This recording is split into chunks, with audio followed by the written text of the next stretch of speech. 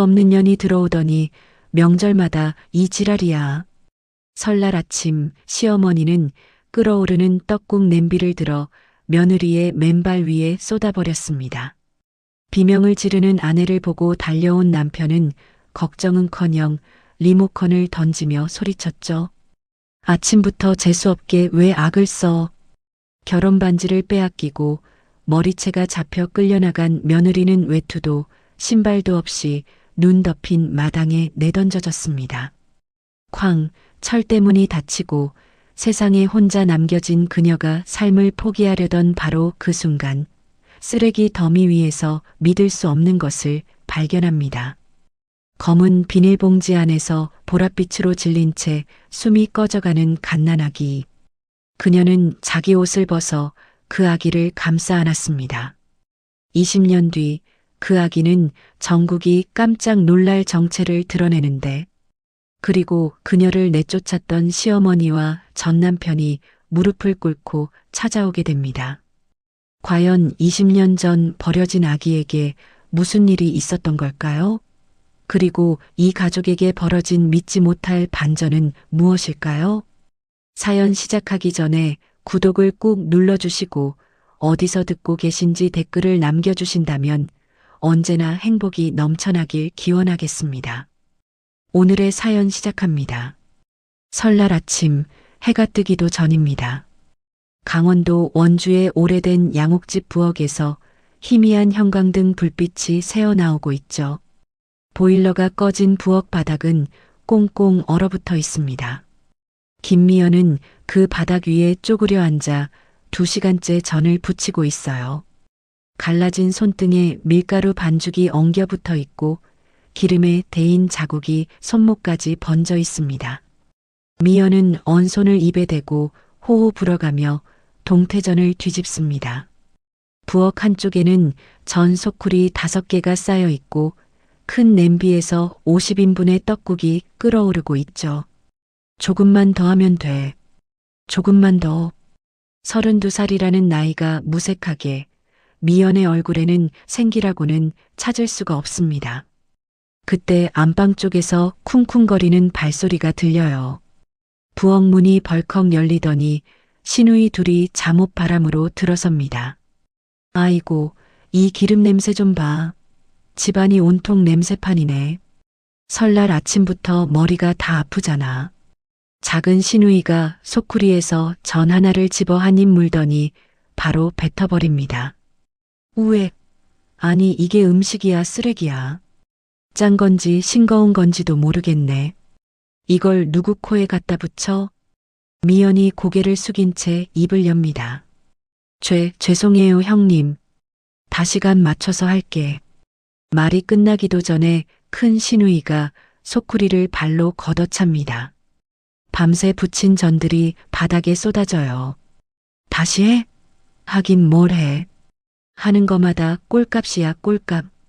이딴 걸 상에 올리면 손님들 보기에 내 얼굴이 뭐가 돼? 작은 시누이가 바닥에 전을 발로 밟으며 낄낄거립니다. 오빠는 대체 눈이 어디 달려서 이런 걸 데려왔는지 원. 미연은 바닥에 엎드려 전을 주워 담습니다. 손가락이 가늘게 떨리고 있죠. 그 소란에 시어머니 최말순이 부엌으로 성큼성큼 걸어 들어옵니다. 이게 무슨 꼴이야? 설날 아침부터 집안이 개판을 쳤네. 어머님, 전이 바닥에 떨어져서 제가 지금 치우고 있지. 닥쳐. 최말순이 미연의 이마를 손가락으로 세게 찌릅니다. 재수 없는 년이 발을 들여놓더니 명절마다 이 지랄이야. 내가 무슨 팔자에 이런 며느리를 들였는지 원. 미연이 뒤로 비틀거리며 싱크대 모서리에 등을 부딪힙니다. 최말순이 가스레인지 위에 떡국 냄비 쪽으로 걸어가 국자로 국물을 한번 떠봅니다. 이것도 못하나?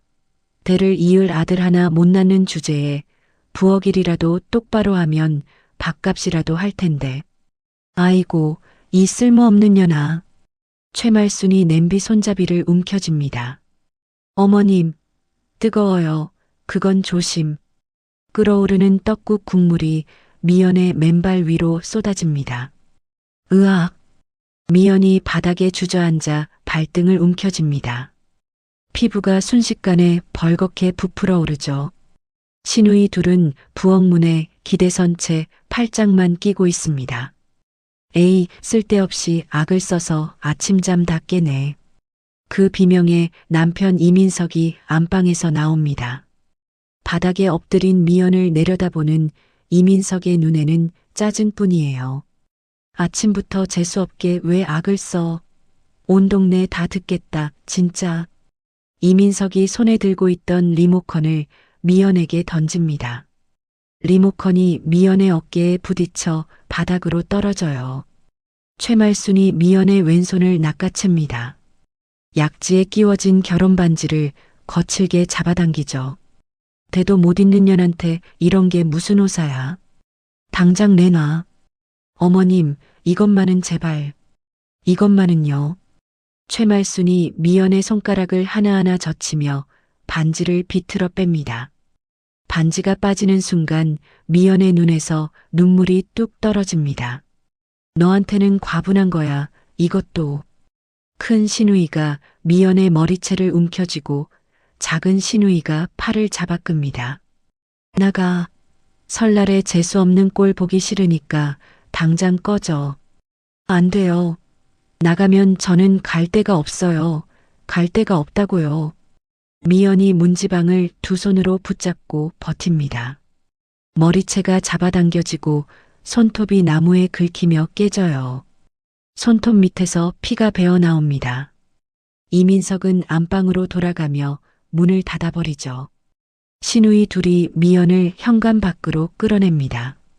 외투도 신발도 없이 맨발인 미연이 눈 덮인 마당으로 내동댕이 쳐집니다. 쾅! 철대문이 닫힙니다. 미연은 그 앞에서 한동안 움직이지 못해요. 7년을 살았습니다.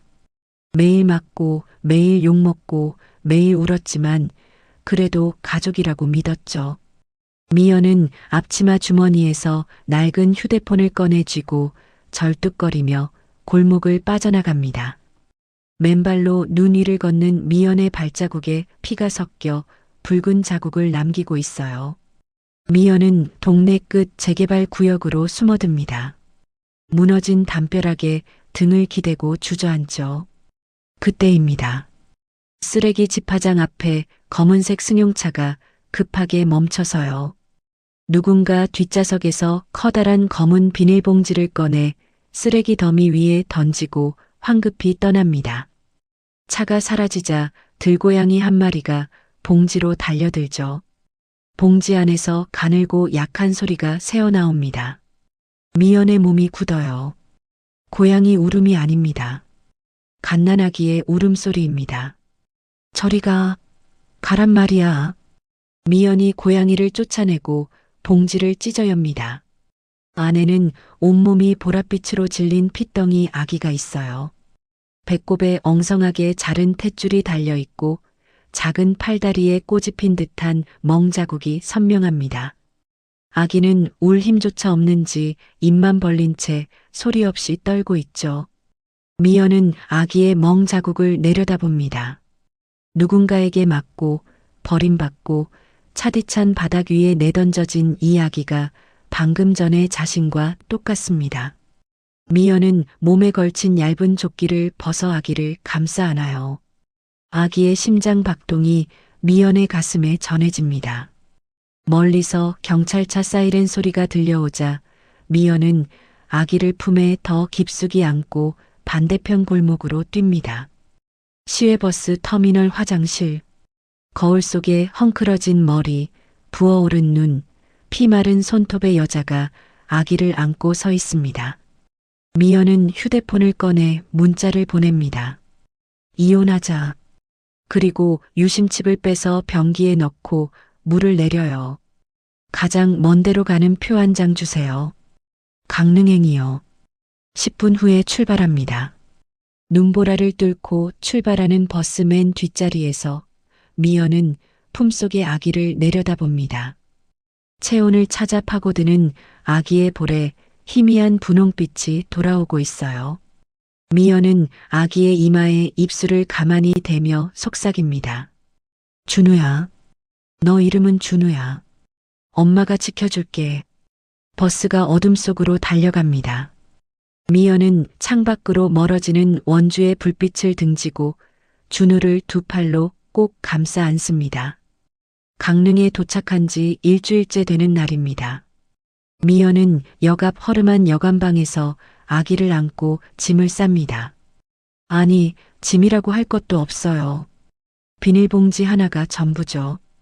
여관 주인이 방문을 두드리며 소리칩니다. 아줌마, 옆방 손님이 애 울음소리 때문에 못 자겠다고 난리야. 오늘 안으로 나가줘요, 응? 사장님, 하루만 더 있으면 안 될까요?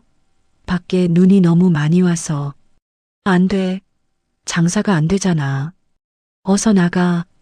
미연은 준우를 등에 업고 여관을 나섭니다. 주머니에 남은 돈은 10,000원짜리 한 장과 동전 몇 개뿐이에요. 미연은 그 돈을 들고 부동산을 3군데나 돌아다녔지만 보증금 없이 들어갈 수 있는 곳은 골목 끝자락에 반지하 단칸방 하나뿐입니다. 문을 열자 곰팡이 냄새가 코를 찌르고 벽지는 눅눅하게 들떠 있죠.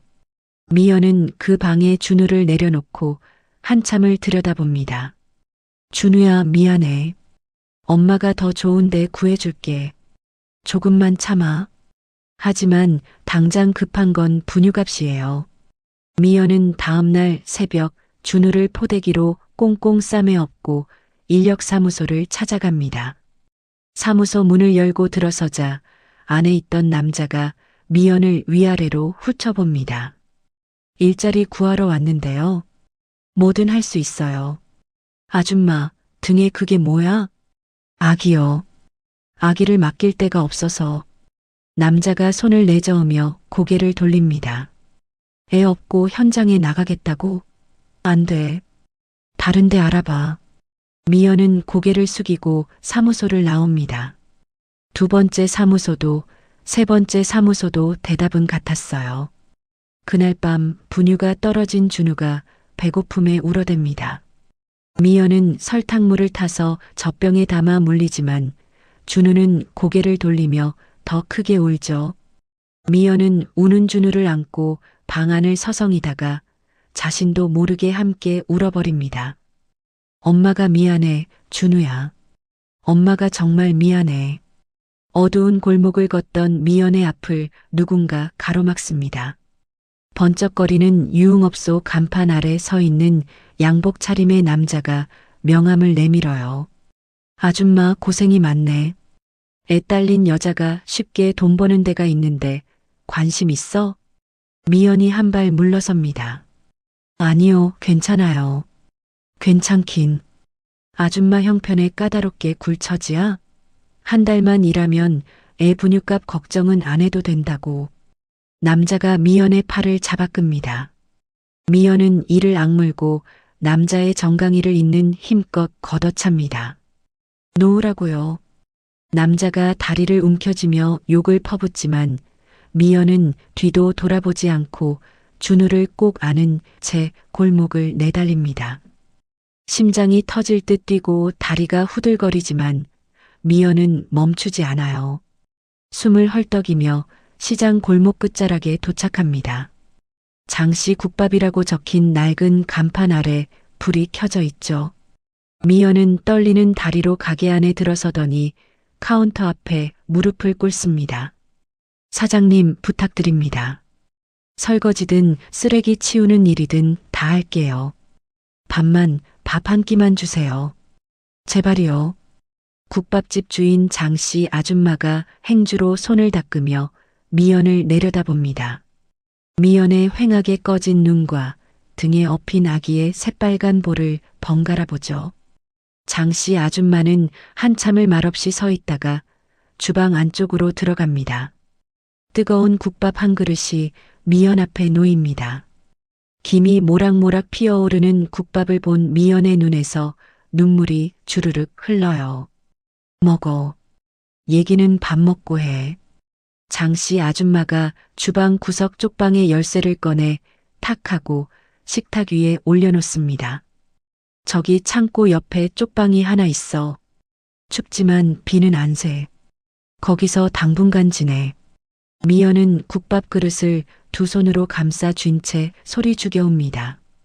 장씨 아줌마는 아무 말 없이 미연의 등을 한번 토닥여주고 주방으로 돌아가죠.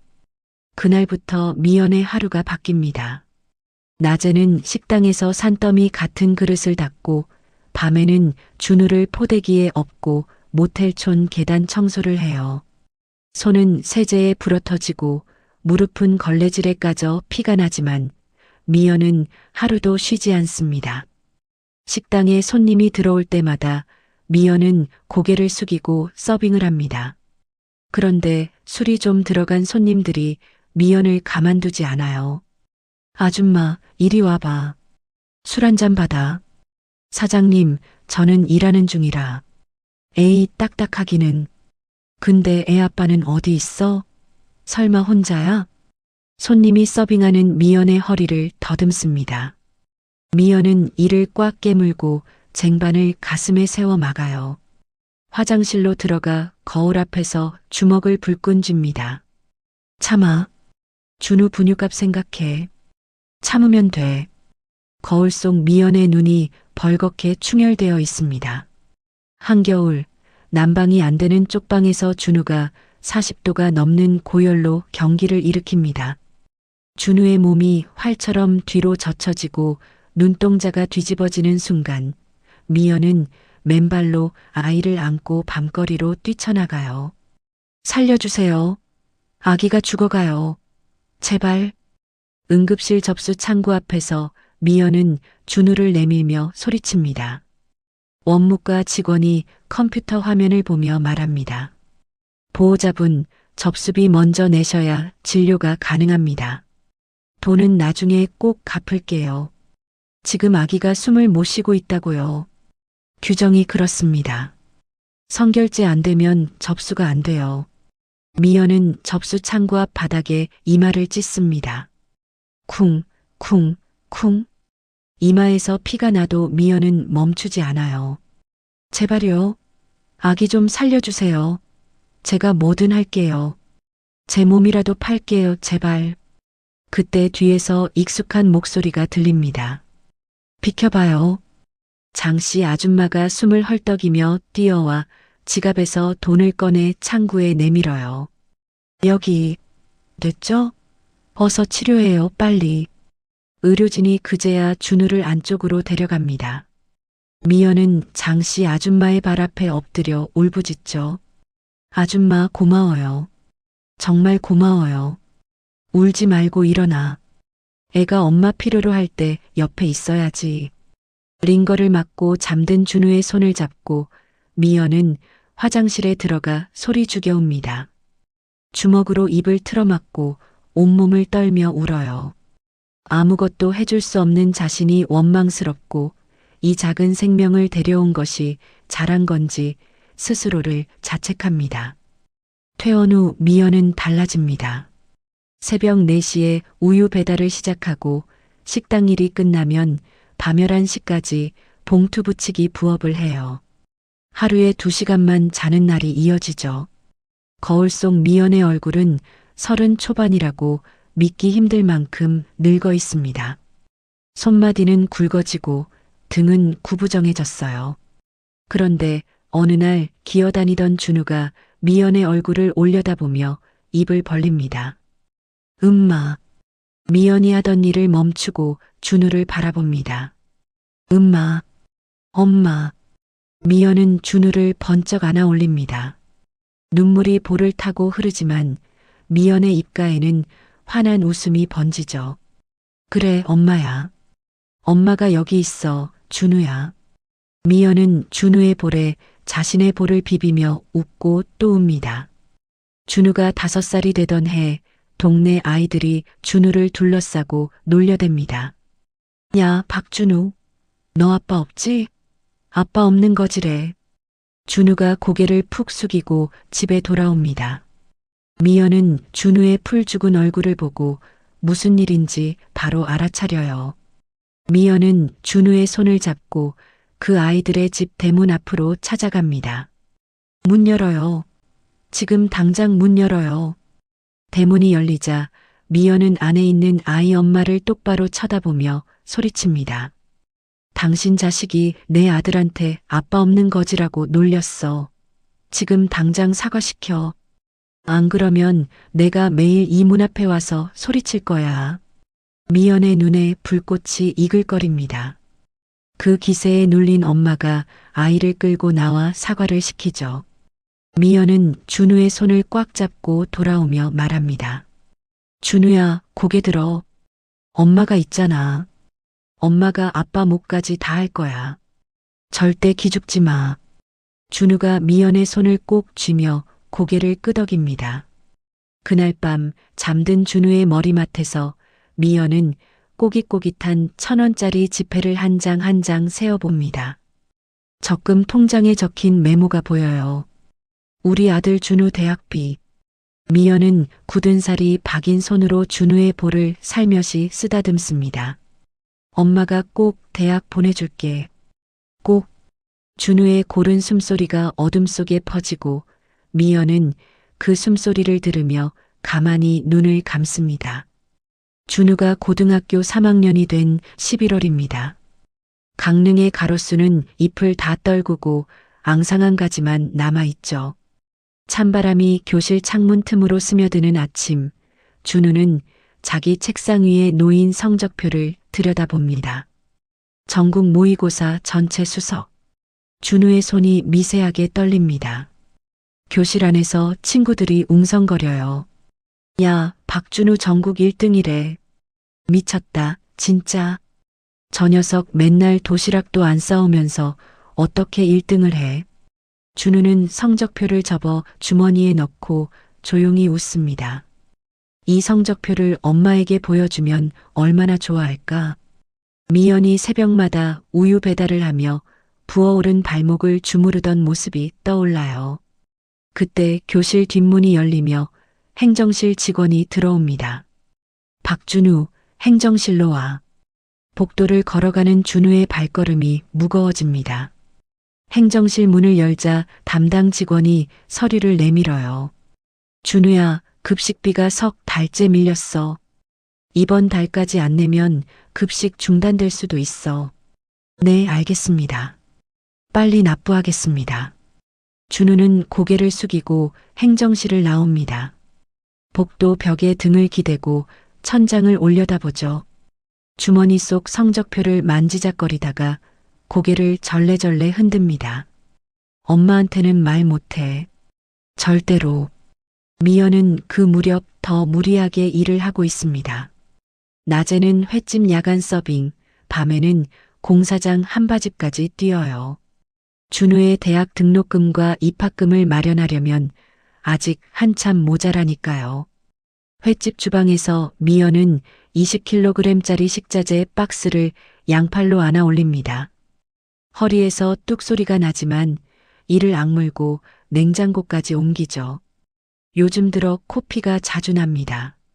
코를 닦은 휴지에 선홍색 피가 번지는 것을 보면서도 미연은 대수롭지 않게 넘겨요. 괜찮아. 좀 피곤해서 그래. 그날도 무거운 박스를 나르던 미연의 눈앞이 갑자기 하얘집니다. 다리에 힘이 빠지며 몸이 앞으로 기울어지죠. 미연의 팔이 가스레인지 위에 매운탕 솥을 치고 끓는 매운탕이 미연의 다리 위로 쏟아집니다. 으악! 주방 바닥에 쓰러진 미연의 다리에서 김이 피어오릅니다. 종업원들이 달려와 미연을 부축하지만 미연의 의식은 이미 흐릿해져 있어요. 응급실 침대 위에서 미연이 눈을 뜹니다. 왼쪽 다리에 두꺼운 붕대가 감겨 있고 오른팔에 수액줄이 꽂혀 있죠. 미연은 벌떡 일어나 앉으며 수액줄을 잡아당깁니다. 나 퇴원해야 돼요. 입원비가 얼마예요? 나 돈 없어요. 간호사가 달려와 미연의 손을 잡아요. 환자분, 빈혈이 심하고 과로로 몸이 많이 상했어요. 지금 나가시면 안 됩니다. 안 돼요. 오늘 저녁에 한바집 가야 하는데 하루만 빠져도 잘리거든요. 미연은 수액줄을 뽑으려 하지만 간호사가 두 손으로 미연의 팔을 제지합니다. 환자분, 다리 화상이 2도예요. 제대로 치료 안 하면 감염돼서 다리를 못 쓸 수도 있어요. 미연은 간호사의 말에 손을 멈추고 붕대 감긴 자신의 다리를 내려다봅니다. 미연의 턱이 미세하게 떨려요. 학교에서 연락을 받고 달려온 준우가 병실 문을 열고 들어섭니다. 준우는 침대 위 미연의 모습을 보고 그 자리에 멈춰 서죠. 붕대에 베어든 노란 진물, 수액줄에 매달린 마른 팔, 눈 밑에 시커먼 그늘. 엄마. 준우의 목소리가 갈라집니다. 준우는 침대 옆에 무릎을 꿇고 미연의 손을 잡아요.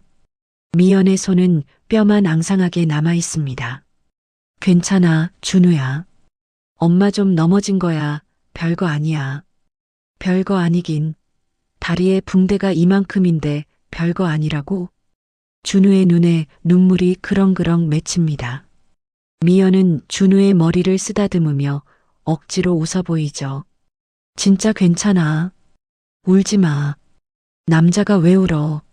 준우가 병실을 나와 원무과로 갑니다. 밀린 치료비가 적힌 서류를 건네받는 준우의 얼굴이 하얗게 변해요. 보호자분, 이전 진료비까지 합치면 이 정도 나옵니다. 납부 계획서 써주시겠어요? 준우는 서류를 접어 주머니에 넣고 병원을 나섭니다. 찬바람이 준우의 교복 사이로 파고들죠. 다음 날 준우는 학교를 조퇴합니다. 거리에 붙은 전단지 하나가 준우의 눈에 들어와요. 고수익 아르바이트, 하루 50만 원, 학생 가능. 준우는 잠시 망설이다가 전단지에 적힌 주소를 찾아갑니다. 낡은 건물 3층, 간판도 없는 사무실 문을 열자 담배 연기가 자욱합니다. 테이블 앞에 앉은 남자가 준우를 위아래로 훑어보며 입을 엽니다. 학생이지? 앉아봐. 일이 뭔지부터 알고 싶은데요. 남자가 의자에 기대며 씩 웃습니다. 간단해. 어르신들한테 전화가 와. 그분들이 돈 봉투를 내놓으시면 그걸 수거해서 여기로 가져오면 끝이야. 하루에 서너 건만 돌면 50만 원. 준우의 얼굴이 굳어집니다. 보이스피싱 현금 수거책. 준우는 의자에서 일어섭니다. 저 안 할게요. 가겠습니다. 남자의 뒤에서 문신을 한 건달 두 명이 문 앞을 막아섭니다. 야, 여기 들어왔으면 빈손으로는 못 나가. 일을 하든지 입막음 비용을 내든지. 골라. 건달 하나가 준우의 어깨를 잡아요. 준우의 눈이 사무실 안을 빠르게 훑습니다. 벽에 붙은 빨간 화재 경보기가 보이죠. 준우는 갑자기 몸을 비틀어 어깨를 빼내고 벽을 향해 돌진합니다. 주먹으로 화재 경보기 유리를 깨뜨려요. 삐. 귀를 찢는 경보음이 건물 전체에 울려 퍼집니다. 사무실 안이 순식간에 아수라장이 되죠. 건달들이 귀를 막고 우왕좌왕하는 틈에 준우는 문을 박차고 계단을 뛰어내려갑니다. 빗속을 내달리는 준우의 교복이 흠뻑 젖습니다. 심장이 귀까지 뛰고 다리가 풀리지만 멈추지 않아요. 새 블록을 내리달려 편의점 처마 아래에 몸을 숨기고 숨을 고릅니다. 준우의 손이 떨리고 무릎이 후들거립니다. 준우는 벽에 이마를 대고 눈을 감아요. 미쳤나 내가. 하마터면 큰일 날 뻔했어. 그때 편의점 앞 횡단보도에서 퍽 하는 소리가 들립니다.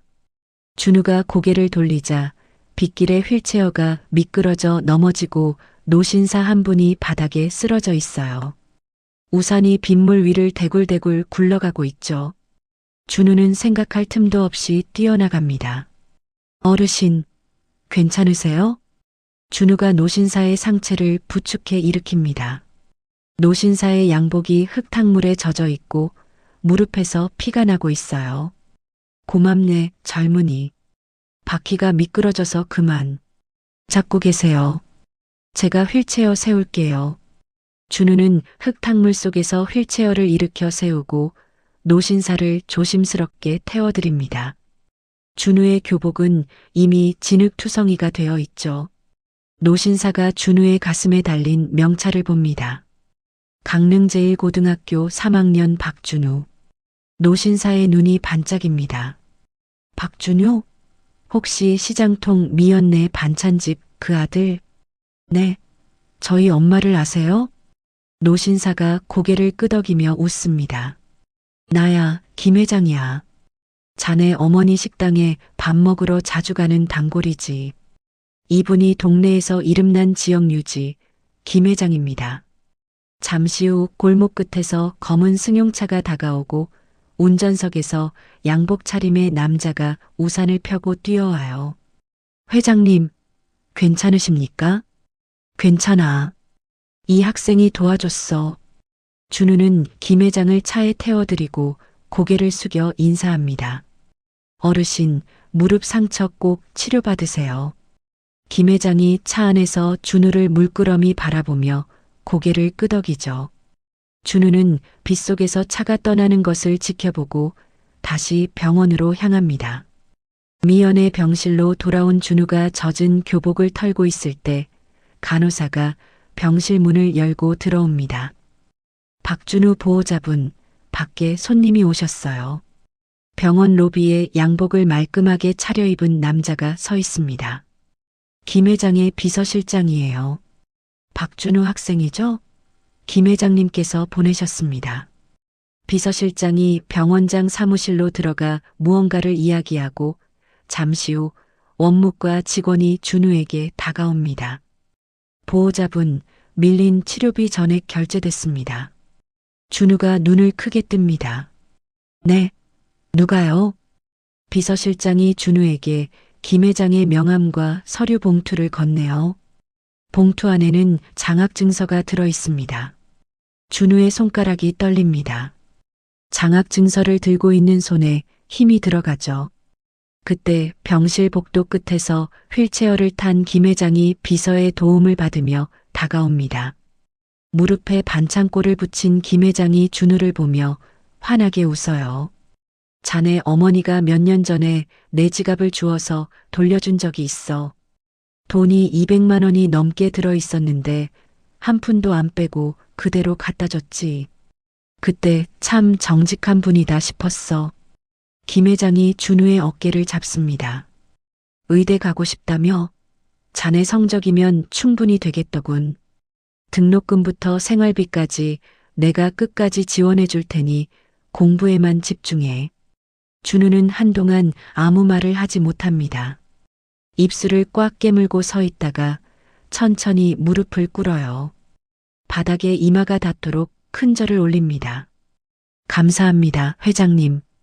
반드시 훌륭한 의사가 되겠습니다. 김 회장이 준우를 일으켜 세우며 말합니다. 일어나게. 인사는 의사가 되고 나서 해도 늦지 않아. 김 회장이 병실로 들어서자 미연은 이불을 걷어차고 일어나려 합니다.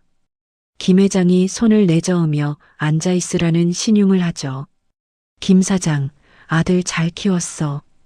빗속에서 넘어진 노인네를 그냥 지나치지 않는 청년이야.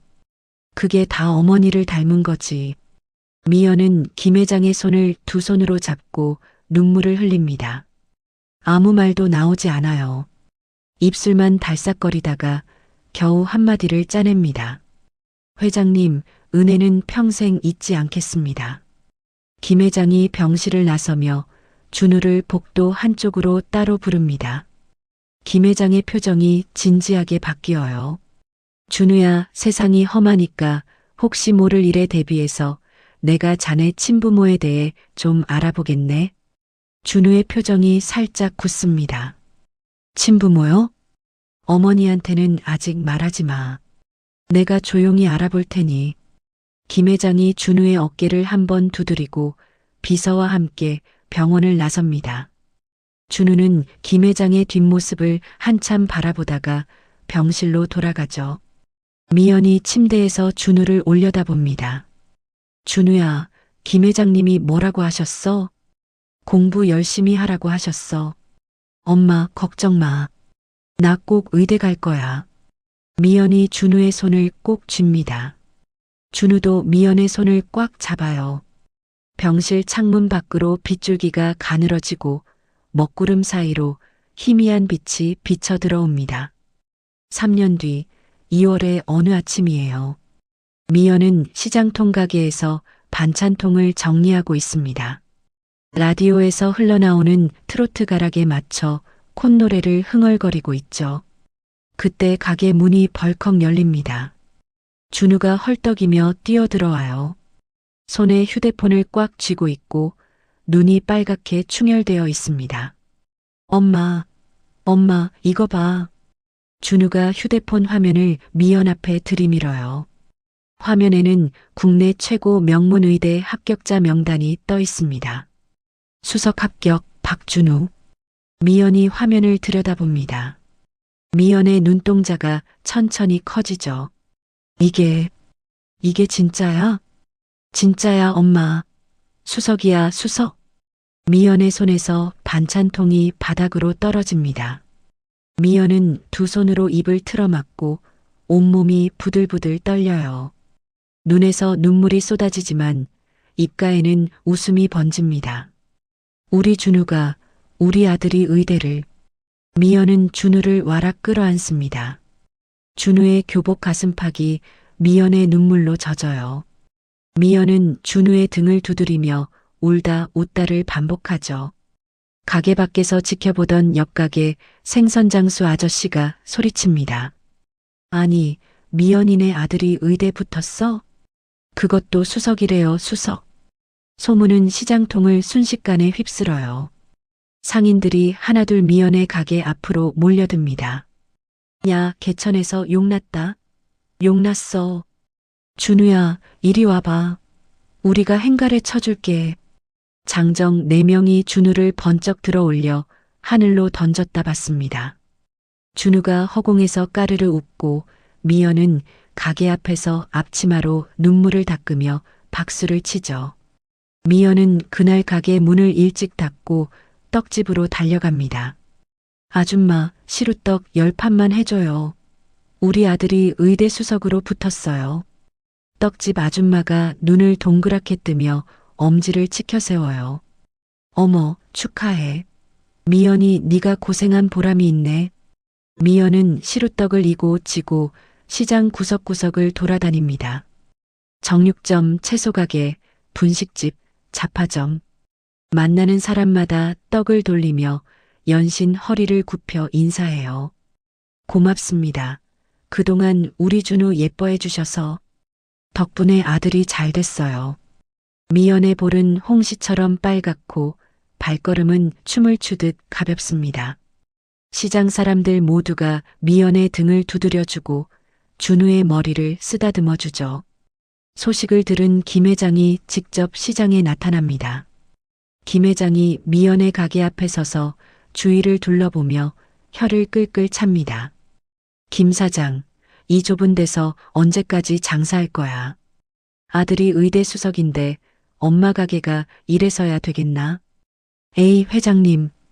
저는 여기가 좋아요. 단골도 많고. 됐어. 내가 번화가 상가 1층에 자리 하나 받았어. 개업 준비해. 미연이 손사래를 칩니다. 안 돼요, 회장님. 그건 너무 과분해요.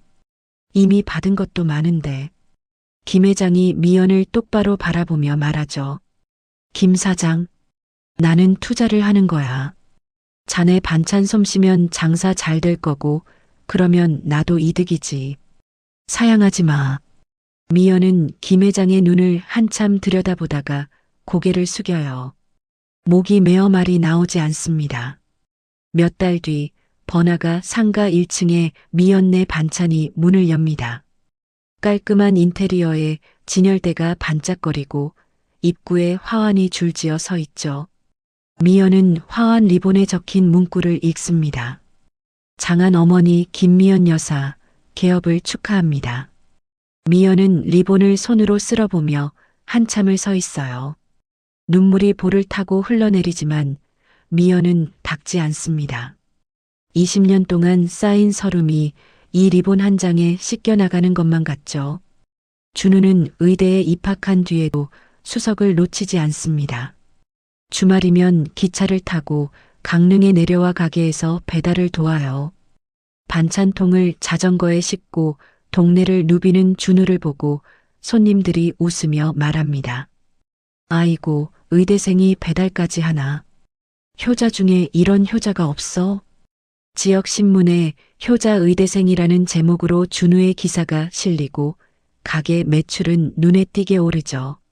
시간은 빠르게 흘러 준우는 본과 4학년 실습생이 됩니다. 병원에서는 준우를 슈퍼 실습생이라고 불러요. 교수들이 회진할 때마다 준우의 이름을 먼저 찾을 정도죠. 가을이 깊어가는 어느 날 준우는 실습 장학금 봉투를 들고 강릉으로 내려옵니다. 가게 문을 열자 미연이 반찬통을 포장하고 있어요. 엄마, 이거. 준우가 쇼핑백 하나를 미연 앞에 내려놓습니다. 미연이 봉투를 열자 새빨간 내복 세트가 나와요. 이게 뭐야? 올겨울은 이거 입어. 엄마 맨날 허리 시리다고 하잖아. 미연이 내복을 펼쳐들고 만져봅니다. 보들보들한 감촉에 미연의 입꼬리가 올라가죠. 비싼 거 아니야? 너 돈 아껴야지. 장학금 탄 거야. 그리고 이것도. 준우가 주머니에서 봉투 하나를 더 꺼내요. 안에는 제주도행 비행기 티켓 2장이 들어 있습니다. 미연의 눈이 커집니다. 비행기?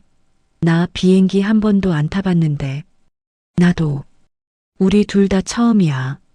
같이 타자, 엄마. 미연의 손이 티켓 위에서 떨립니다.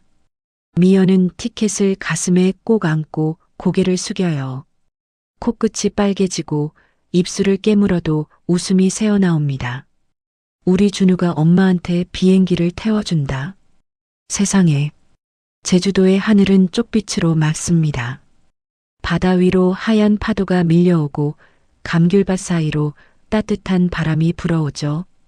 미연은 해변에서 신발을 벗고 모래사장을 맨발로 걸어요. 준우야, 여기 봐, 바다다. 아이고, 바다가 이렇게 넓은 줄 몰랐네. 미연이 두 팔을 벌리고 바닷바람을 맞으며 웃습니다. 50대라는 나이가 믿기지 않을 만큼 환하게 웃는 미연의 모습을 준우가 휴대폰으로 찍어요. 엄마, 웃어. 하나, 둘, 셋. 사진 속 미연의 눈가에 주름이 깊지만 그 주름 사이로 행복이 넘쳐 흐릅니다. 호텔 테라스에서 저녁 노을을 바라보며 미연과 준우가 나란히 앉아 있어요. 미연이 와인잔을 들고 한 모금 마시며 말합니다. 준우야, 엄마 이제 죽어도 여한이 없다. 준우가 미연의 손을 잡아요. 무슨 소리야? 이제 시작인데. 내가 의사 되면 엄마 매년 여행 보내줄 건데 죽기는 뭘 죽어. 미연이 준우의 손을 꼭 쥐며 웃습니다. 그래. 그럼 오래오래 살아야겠네. 두 사람의 웃음소리가 테라스 위로 퍼져요. 그때 준우의 휴대폰이 울립니다. 김 회장 비서실에서 온 전화죠. 준우 학생, 회장님이 알아보라고 하신 건에 대해서 단서를 찾았습니다. 언제 한번 오실 수 있으신지. 준우가 테라스 난간에 기대 서서 전화를 받으며 목소리를 낮춥니다. 지금은 어머니랑 여행 중이라서요. 서울 돌아가면 연락드리겠습니다. 전화를 끊고 돌아온 준우의 표정이 살짝 굳어 있지만 미연 앞에서 다시 웃어 보입니다. 누구 전화야? 학교에서 실습 일정 관련해서 온 거야. 별거 아니야.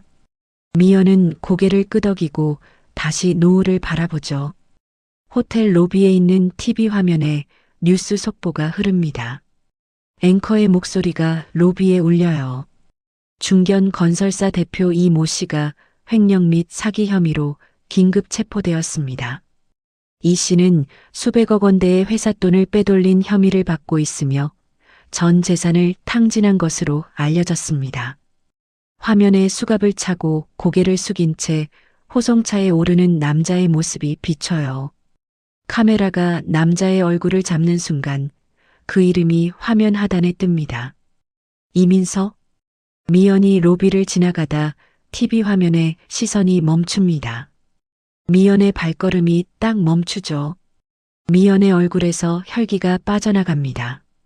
가족과는 연락이 두절된 상태이며 어머니 최모 씨의 행방도 확인되지 않고 있습니다. 미연의 손이 가슴을 움켜쥡니다.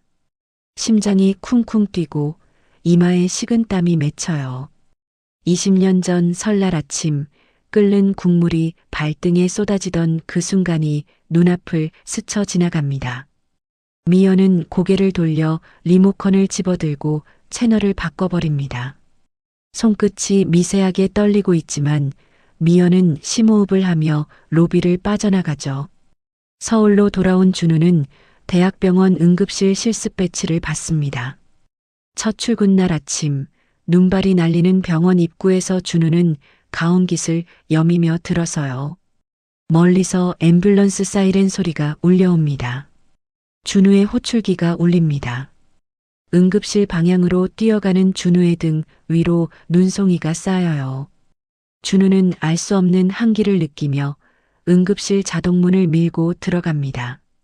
겨울밤 응급실 자동문이 열립니다. 구급대원 2명이 들것을 밀고 들어오는 순간 코를 찌르는 악취가 로비를 가득 채워요. 대기하던 환자들과 보호자들이 코를 막으며 자리를 피합니다.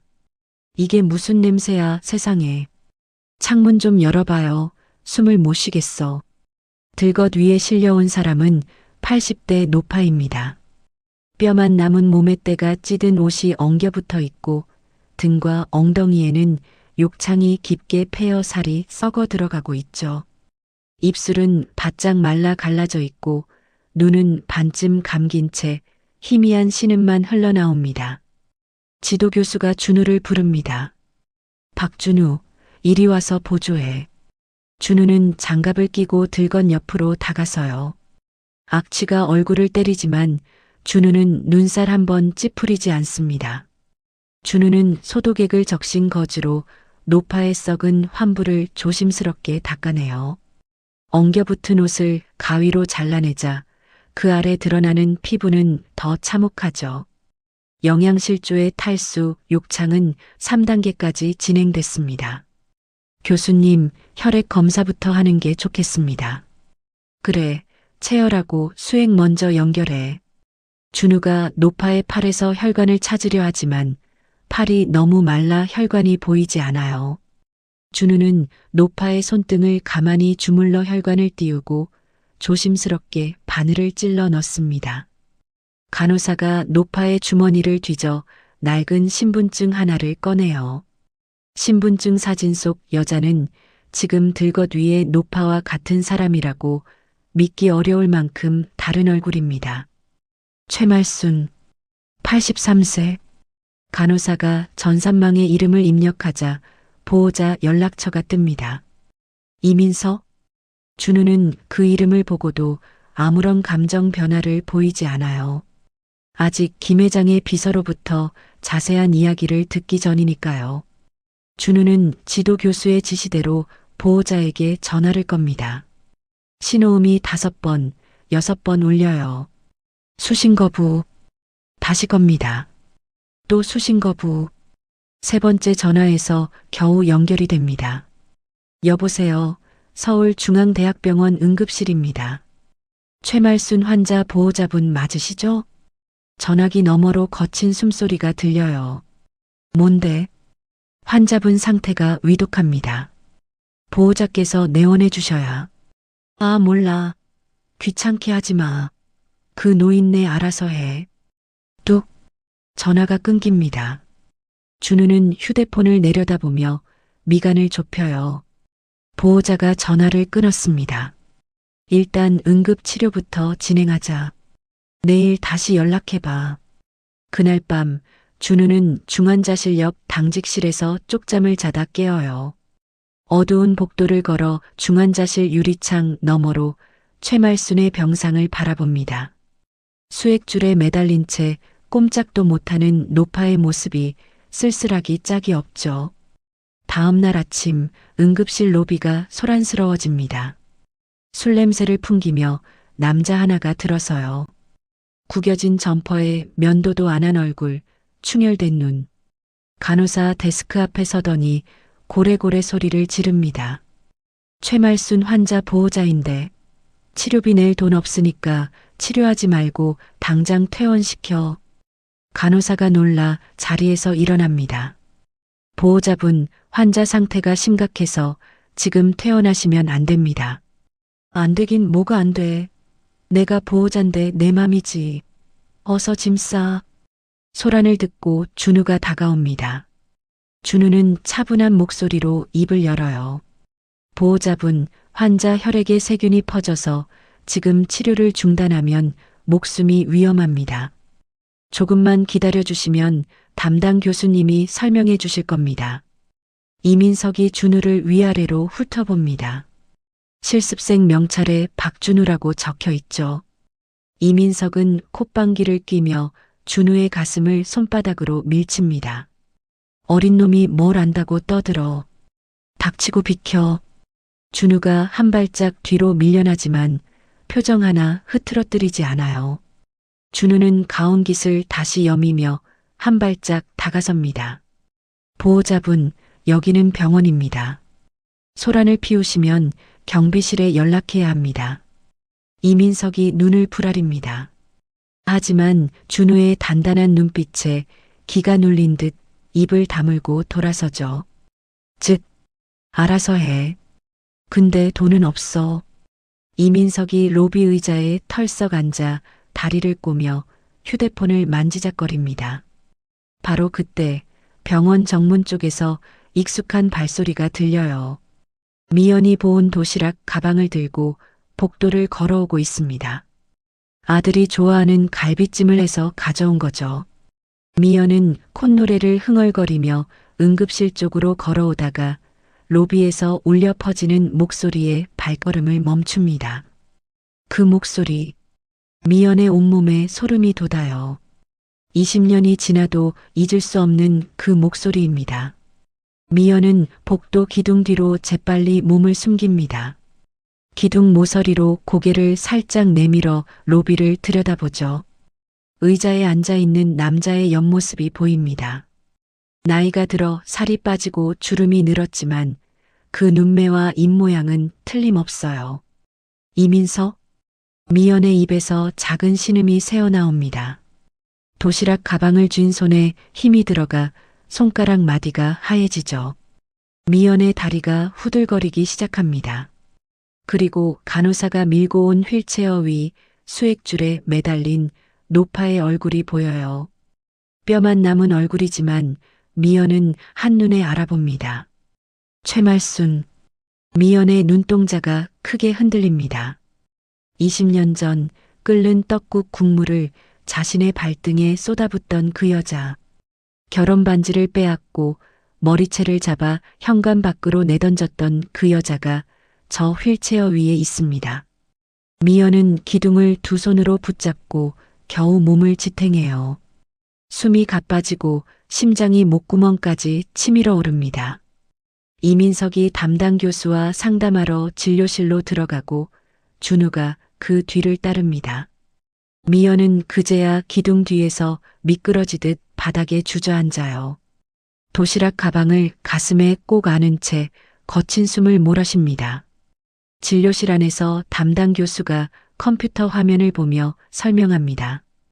보호자분, 혈액 검사 결과 환자에게서 간에 구리가 쌓이는 병의 징후가 나왔습니다.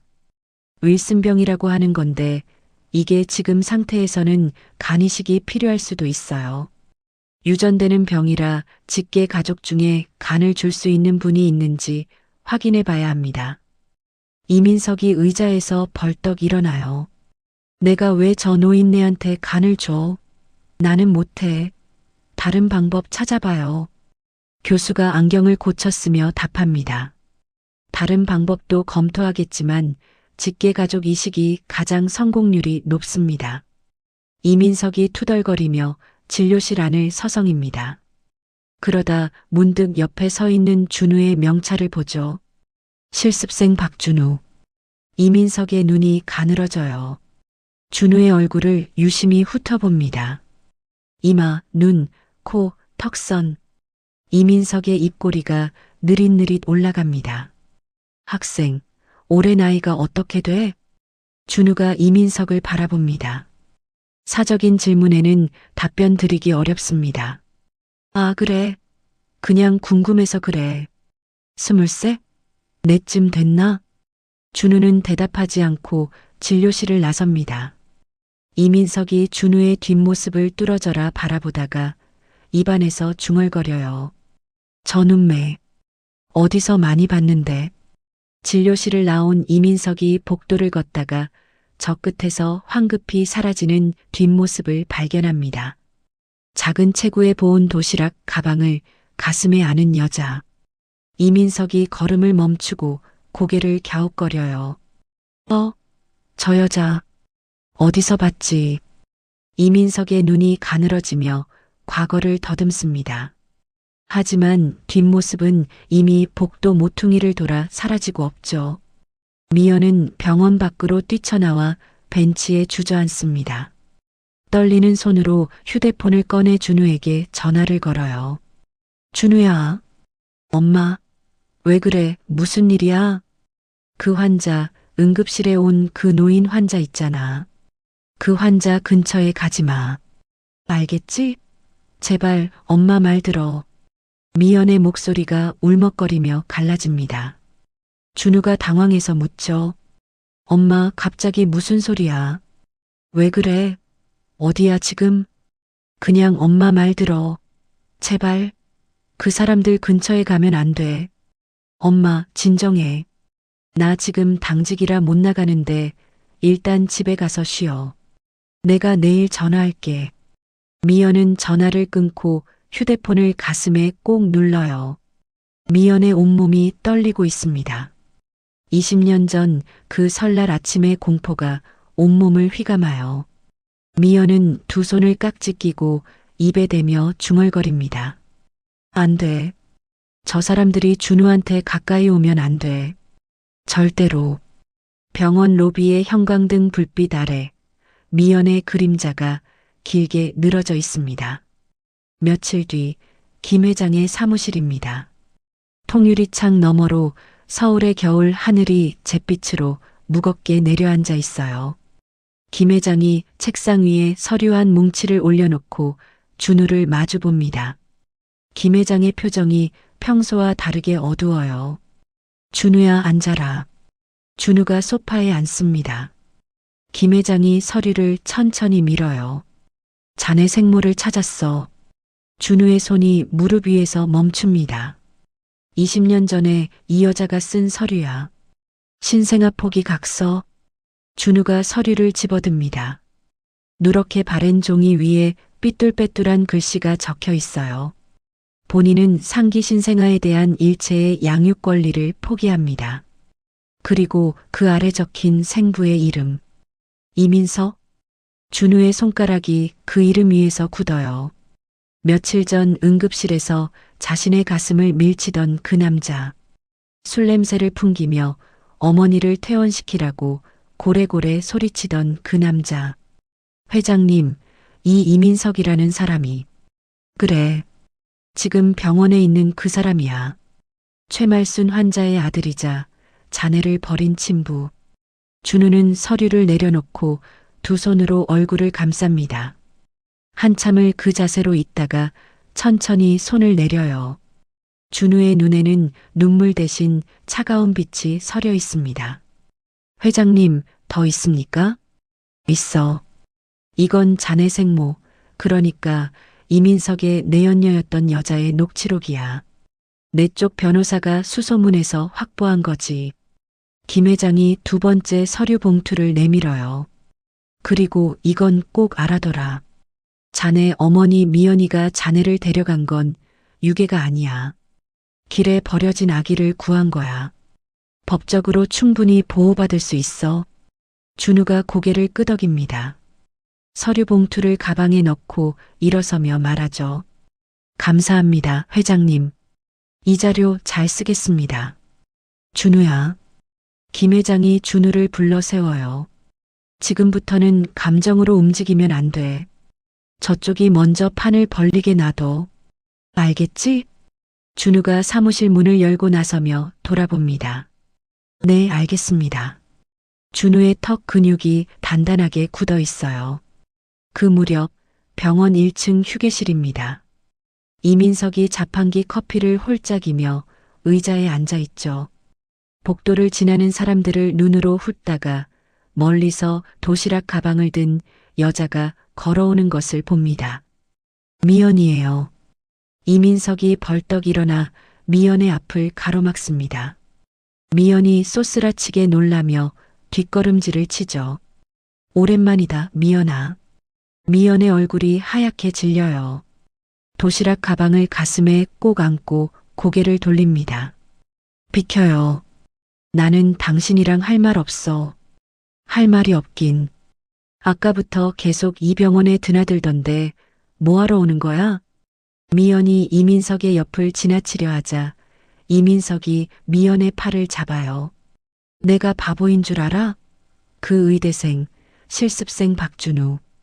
그 녀석 내 핏줄 맞지? 미연이 팔을 뿌리치며 소리칩니다. 미친 소리 하지 마. 놓으라고. 이민석이 미연에게 한 발짝 더 다가서며 목소리를 낮춰요. 입꼬리가 비틀어져 올라가죠.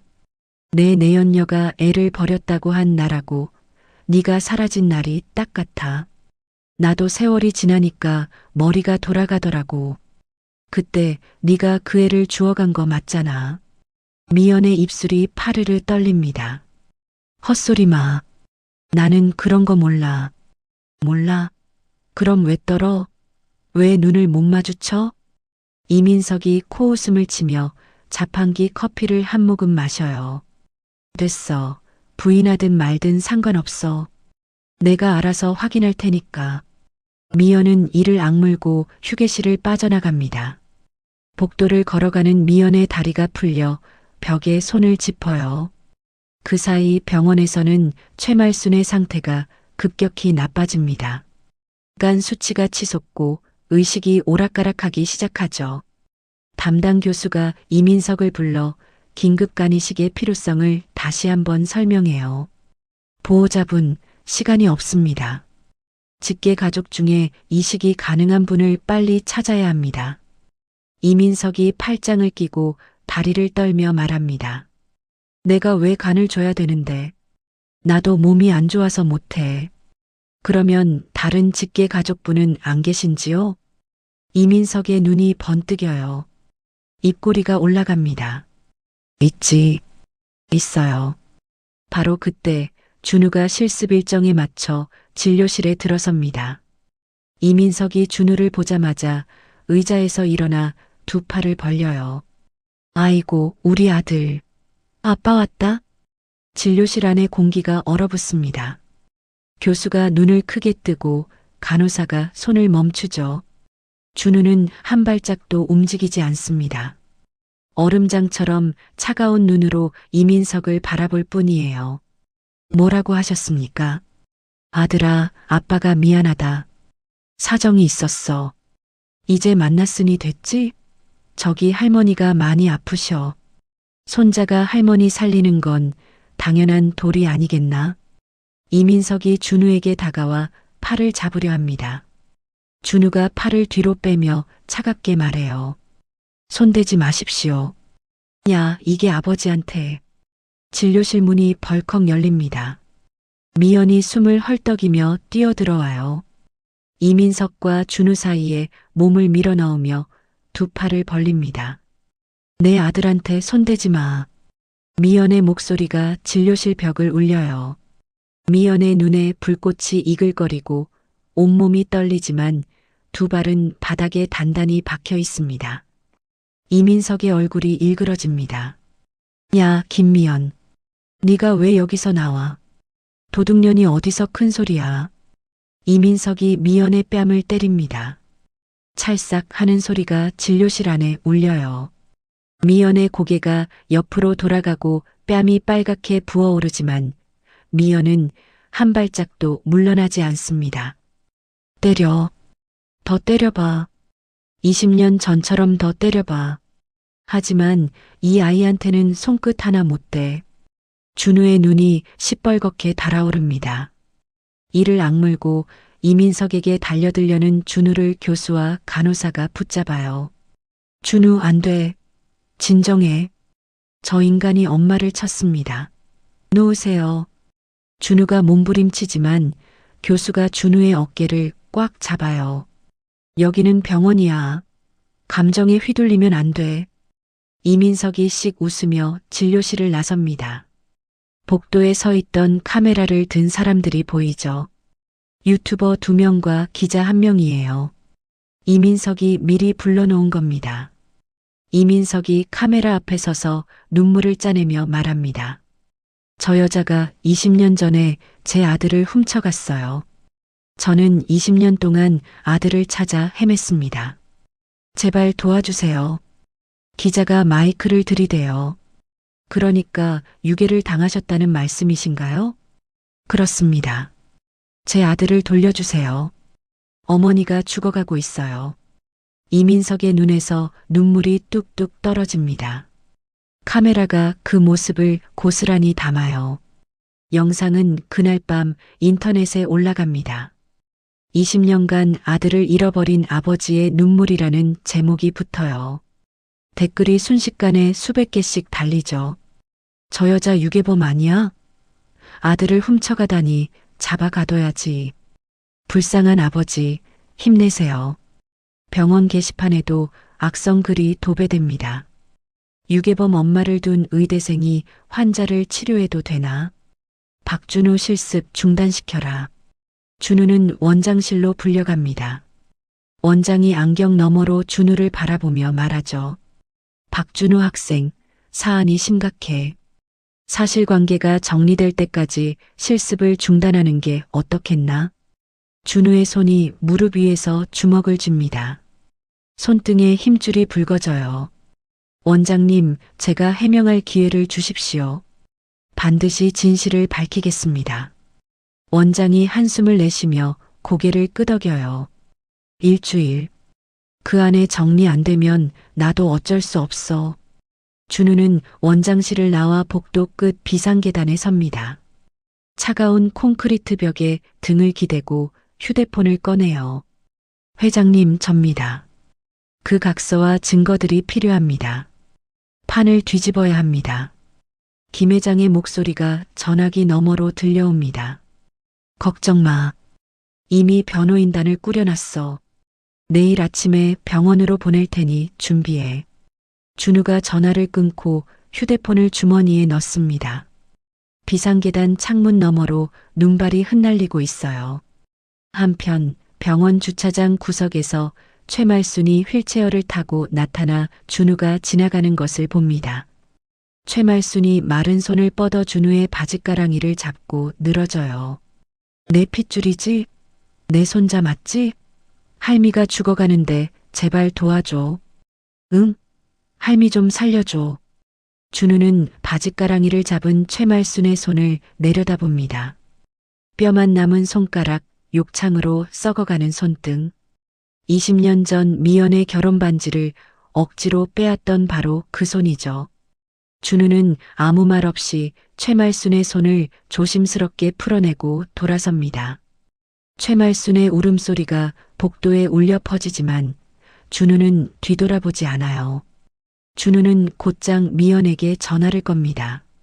엄마, 내일 아침에 병원으로 와. 내가 다 해결할 테니까 걱정하지 마.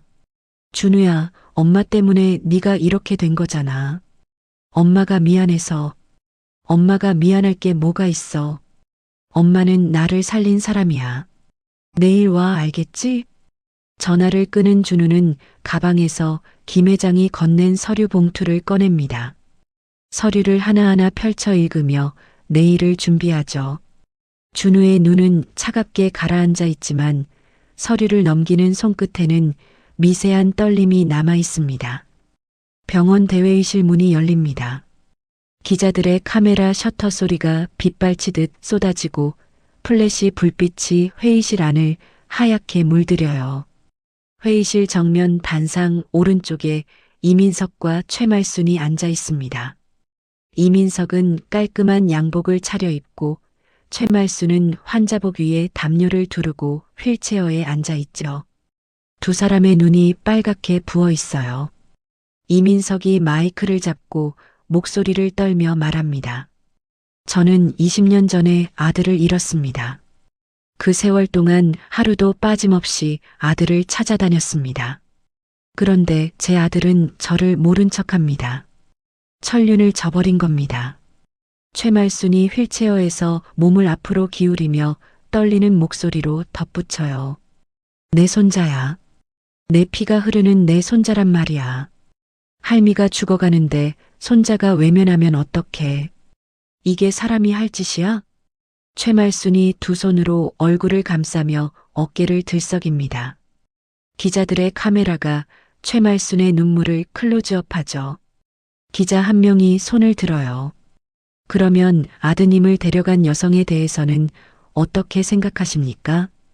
이민석이 고개를 숙이며 입술을 깨물어요. 그 여자는 제 전처인데요. 저한테 이혼 문자 한 통만 남기고 사라졌습니다. 그리고 제 아들을 데리고 도망쳤어요. 20년 동안 아버지 얼굴도 모르고 자란 제 아들이 얼마나 불쌍합니까? 이민석의 눈에서 눈물이 흘러내립니다. 회의실 안에 동정 어린 탄식이 퍼져요. 바로 그때 회의실 뒷문이 열립니다. 구두 소리가 또각또각 울려요. 기자들이 일제히 고개를 돌립니다. 준우가 단정한 검정 정장을 입고 걸어 들어옵니다. 준우의 뒤로 양복을 차려입은 변호사 3명이 서류 가방을 들고 따라오죠. 김 회장이 소개한 대형 로펌 변호인단입니다. 회의실 안의 공기가 단번에 바뀝니다. 이민석의 눈물이 뚝 멈추고 최말순이 고개를 돌려 준우를 바라봐요. 준우가 단상 앞에 서서 마이크를 잡습니다. 준우의 얼굴에는 아무런 표정이 없어요. 다만 눈빛만이 날카롭게 빛나고 있죠. 저는 오늘 예비 의사가 아닌 20년 전 쓰레기장에 버려졌던 아이로서 이 자리에 섰습니다. 회의실이 조용해집니다. 기자들의 펜이 일제히 움직이기 시작해요. 준우가 뒤를 돌아보며 변호사에게 고개를 끄덕입니다. 변호사가 노트북을 연결하자 단상 뒤 대형 스크린에 불이 켜져요. 화면에 누렇게 바랜 서류 한 장이 떠오릅니다. 삐뚤빼뚤한 글씨로 적힌 신생아 포기 각서, 그리고 그 아래 선명한 서명. 이민석? 이것은 재생부 이민석이 직접 서명한 신생아 포기 각서입니다. 이민석의 얼굴이 굳어요. 입이 벌어지지만 소리가 나오지 않습니다. 준우가 리모컨을 누르자 화면이 바뀝니다. 이번에는 녹음 파일의 음파 그래프가 떠올라요. 변호사가 재생 버튼을 누릅니다. 여자의 목소리가 스피커를 통해 울려 퍼집니다. 민석이 오빠가 그랬어요. 내 우는 소리 듣기 싫다고. 병원도 데려가지 말고 그냥 버리라고. 그래서 저는 그날 밤에 비닐봉지에 싸서 쓰레기장에 놓고 왔어요. 죄송해요. 정말 죄송해요. 여자의 울먹이는 목소리가 끝나자 회의실이 술렁입니다. 기자들이 웅성거리고 카메라 셔터 소리가 더 빨라져요. 이민석이 의자에서 벌떡 일어납니다. 저건 조작이야. 가짜라고.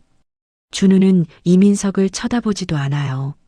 마이크에 대고 차분하게 말을 이어갑니다. 이 녹취록은 제 생모, 즉 이민석의 내연녀가 변호사 앞에서 직접 진술한 내용입니다. 원본 파일과 진술 확인서는 이미 검찰에 제출했습니다. 준우가 리모컨을 다시 누릅니다. 화면에 낡고 빛바랜 조끼 사진이 떠올라요. 얼룩지고 해진 여자 조끼. 이것은 제 어머니가 20년 전 쓰레기장에서 저를 발견하고 자기 몸에 걸친 조끼를 벗어 저를 감싸준 바로 그 조끼입니다. 영하 10도의 한겨울에 맨발로 쫓겨난 여자가 자기 옷을 벗어 남의 아이를 살렸습니다. 준우의 목소리가 처음으로 미세하게 떨려요. 하지만 준우는 눈을 한번 감았다 뜨며 다시 단단하게 말을 이어가죠. 저를 쓰레기장에 버린 사람들이 오늘 이 자리에서 피해자 행세를 하고 있습니다. 기자들의 시선이 이민석에게 쏠립니다. 이민석의 얼굴이 빨갛게 달아올라요. 준우가 리모컨을 한 번 더 누릅니다. 이번에는 통화 녹음 파일이에요. 이민석의 목소리가 스피커를 채웁니다.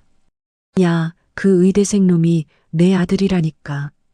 간 떼주고 합의금 뜯어내면 그만이야. 내 빚이 얼만데. 핏줄이면 간 하나쯤 내놓는 게 당연하지 않나? 전화 상대방의 목소리도 들려요. 근데 형, 그 아들이 순순히 응하겠어? 응하든 말든 내가 알아서 해. 언론에 불효자로 몰아붙이면 꼼짝 못하지. 녹음이 끝나자 회의실이 쥐 죽은 듯 고요해집니다. 최말순이 휠체어 위에서 얼굴이 사색이 돼요. 손잡이를 움켜쥔 최말순의 손가락이 하얗게 질려 있습니다. 이민석이 의자를 박차고 일어나 소리칩니다. 저건 불법 녹음이야. 증거 능력 없어. 변호사가 한 발짝 앞으로 나서며 서류를 들어보여요. 녹음 당사자 일방의 동의하에 녹음된 것으로 적법한 증거입니다.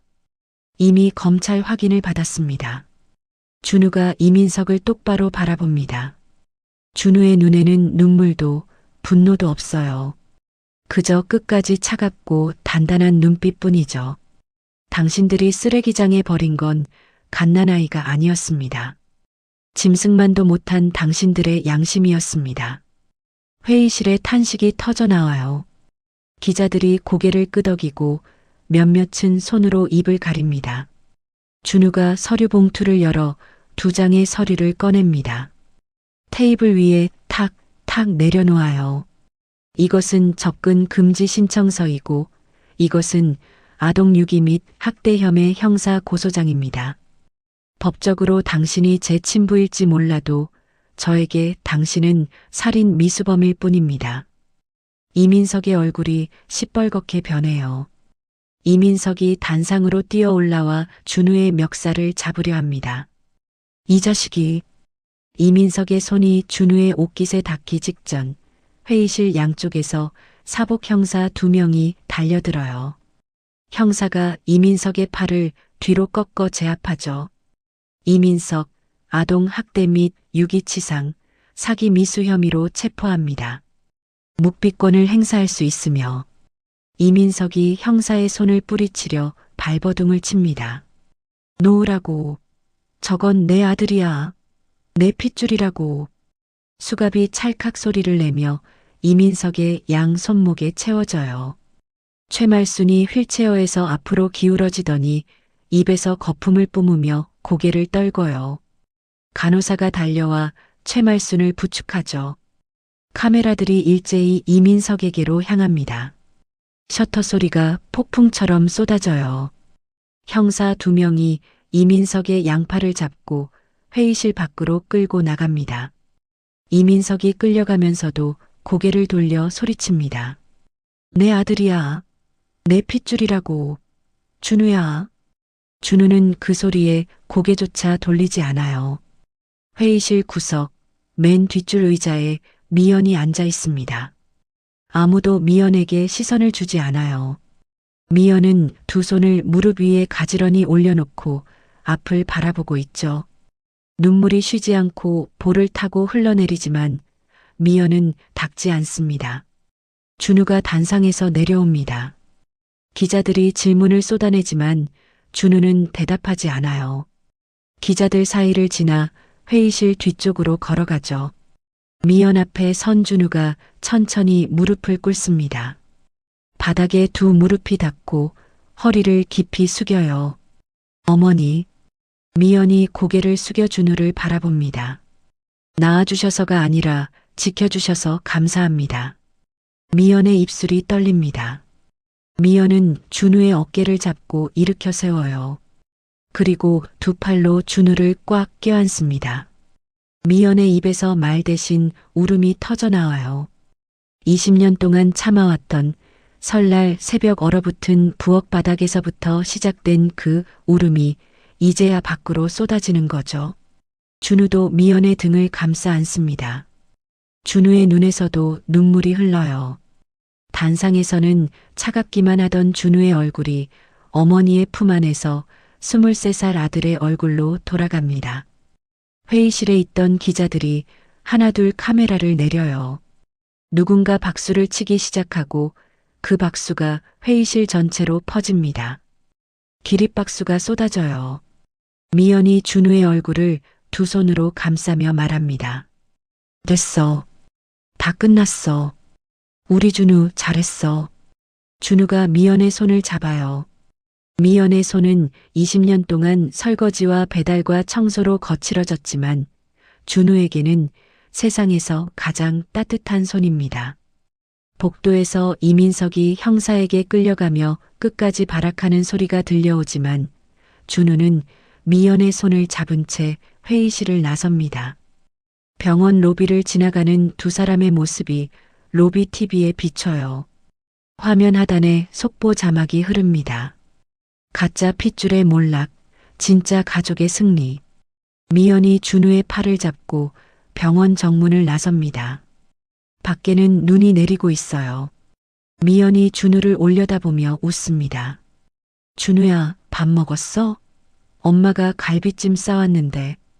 준우가 웃으며 미연의 어깨에 쌓인 눈을 털어줘요. 먹자, 엄마. 배고팠어? 눈발 속을 걸어가는 두 사람의 뒷모습 위로 가로등 불빛이 따뜻하게 내려앉습니다. 사건이 끝나고 1년이 흐릅니다. 최말수는 병세가 더 나빠져 결국 눈을 감아요. 장례식장에는 아무도 찾아오지 않습니다. 화환 하나 없는 빈소에 직원만 서 있죠. 무연고자로 처리된 최말순의 관이 영구차에 실려나가는 것을 아무도 배웅하지 않아요. 이민석은 교도소 안에서 하루하루를 보내고 있습니다. 같은 방 수감자들이 이민석을 피해요. 밥을 먹을 때도 아무도 옆에 앉지 않죠. 야, 저놈이 갓난아기 버린 놈이래. 즉, 짐승만도 못한 놈이네. 이민석은 구석에 쪼그려 앉아 밥을 먹습니다. 밤이면 독방 천장을 올려다보며 뒤척이죠. 눈을 감으면 기자회견장에서 준우가 자신을 내려다보던 차가운 눈빛이 떠올라요. 이민석은 이불을 뒤집어 쓰고 신음을 삼킵니다. 한편 미연은 달라진 나날을 보내고 있어요. 미연네 반찬은 입소문을 타고 주문이 밀려들기 시작합니다. 강릉 본점에 이어 원주, 춘천까지 가맹점이 들어서죠. 김 회장의 경영 조언과 미연의 정직한 맛이 만나 가게는 전국적인 프랜차이즈로 성장해요. 미연은 사무실 책상에 앉아 통장을 들여다봅니다. 20년 전 1,000원짜리를 꼬깃꼬깃 접어 세던 그 손으로 이제는 큰 숫자가 적힌 통장을 넘기고 있죠. 미연은 통장을 덮고 창밖을 바라보며 혼잣말을 해요. 이 돈이 다 내 거일 리가 없지. 미연은 수익금 대부분을 내놓아 재단을 만듭니다. 미혼모 시설과 보육원을 지원하는 재단이에요. 재단 이름은 준우의 집입니다. 개소식 날 미연이 인사말을 합니다. 저도 한때 아무것도 없었어요. 가진 거라곤 품에 안은 아기 하나뿐이었죠. 그때 저를 도와준 분들이 있었기에 오늘 이 자리에 설 수 있습니다. 이제는 제가 그 따뜻한 손이 되고 싶어요. 미연의 목소리가 떨리지만 눈빛은 단단합니다. 박수 소리가 쏟아지죠. 준우는 그의 겨울 의사국가고시를 봅니다. 시험장을 나오는 준우의 표정은 담담해요. 합격자 발표 날. 준우는 휴대폰 화면을 보고 주먹을 불끈 쥡니다. 수석 합격. 준우가 미연에게 전화를 걸어요. 엄마, 왜 무슨 일이야? 나 합격했어. 수석이야. 전화기 너머로 미연이 숨을 멈추는 소리가 들립니다. 잠시 후 미연의 울음 섞인 웃음소리가 터져 나오죠. 세상에, 우리 준우가, 우리 아들이 진짜 의사가 됐어? 응, 엄마. 나 이제 진짜 의사야. 아이고, 아이고. 미연은 전화기를 붙잡고 울다 웃다를 반복합니다. 가게 직원들이 무슨 일이냐고 물어도 미연은 대답 대신 눈물만 흘려요. 준우는 본인이 원하던 흉부외과 인턴으로 정식 근무를 시작합니다. 하얀 가운을 입고 처음 병원에 출근하는 날, 준우는 가운 주머니에서 작은 사진 한 장을 꺼내요. 20년 전 미연이 준우를 감쌌던 그 조끼의 사진이죠. 준우는 사진을 다시 주머니에 넣고 병원 문을 밀고 들어갑니다. 눈이 펑펑 내리는 설날 아침이에요. 미연과 준우는 나란히 걷고 있습니다. 20년 전 그 골목길이 있던 자리에 도착하죠. 재개발 구역은 사라지고 그 자리에 작은 공원이 만들어져 있어요. 나무 벤치 위에 눈이 소복이 쌓여 있습니다.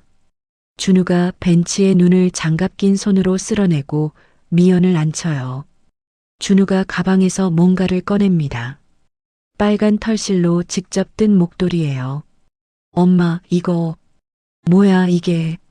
내가 뜬 거야. 밤마다 조금씩.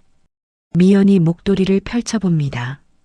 코가 고르지 않고 군데군데 실이 삐져나와 있어요. 미연이 웃음을 터뜨리죠. 아이고, 이게 목도리야, 걸레야. 야, 엄마. 내가 얼마나 고생해서 떴는데. 미연이 깔깔 웃으며 목도리를 목에 두릅니다.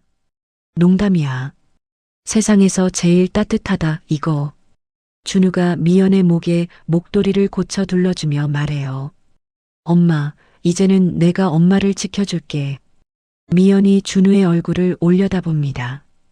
20년 전 비닐봉지 안에서 보랏빛으로 질려있던 핏덩이 아기가 이제 하얀 가운을 입은 의사가 되어 자신의 앞에 서 있죠. 미연의 눈에 눈물이 고이지만 입가에는 웃음이 번집니다. 너를 주운 게 내 인생 최고의 로또였어. 엄마, 그건 내 대사야. 엄마한테 주어진 게 내 인생 최고의 로또지. 두 사람이 하하호호 웃으며 벤치에 나란히 앉아요. 준우가 가방에서 따뜻한 캔커피 2개를 꺼내 하나를 미연에게 건넵니다. 미연이 캔커피를 두 손으로 감싸쥐며 호호 불어요. 아, 따뜻하다. 공원 건너편에 베이비 박스 지원 센터라는 간판이 보입니다. 준우가 캔커피를 다 마시고 일어서요. 엄마, 잠깐만 저기 들렀다 가자. 두 사람이 센터 문을 열고 들어갑니다. 안에는 아기 침대 여러 개가 놓여 있고 자원봉사자들이 분주하게 움직이고 있어요. 준우는 자원봉사 신청서를 작성하고 가운을 걸치고 아기들의 건강 상태를 살피기 시작하죠. 미연은 요람에 누워있는 아기 하나를 내려다봅니다. 갓 태어난 듯 작은 손을 꼭 쥔 채 잠들어 있어요. 미연이 능숙하게 아기를 안아 올립니다. 한 손으로 머리를 받치고 다른 손으로 등을 토닥이며 우유를 먹이죠. 아기가 미연의 품에서 우유를 빨며 눈을 감아요. 미연의 표정이 부드러워집니다. 20년 전 쓰레기 더미 위에서 처음 준우를 안았던 그 순간의 온기가 다시금 가슴에 퍼져요. 잘 먹네. 그래, 많이 먹어. 준우가 멀리서 아기를 안은 미연을 바라봅니다. 준우의 입가에 조용한 미소가 번지죠. 봉사를 마치고 센터 문을 나서는 순간 준우의 휴대폰이 울립니다.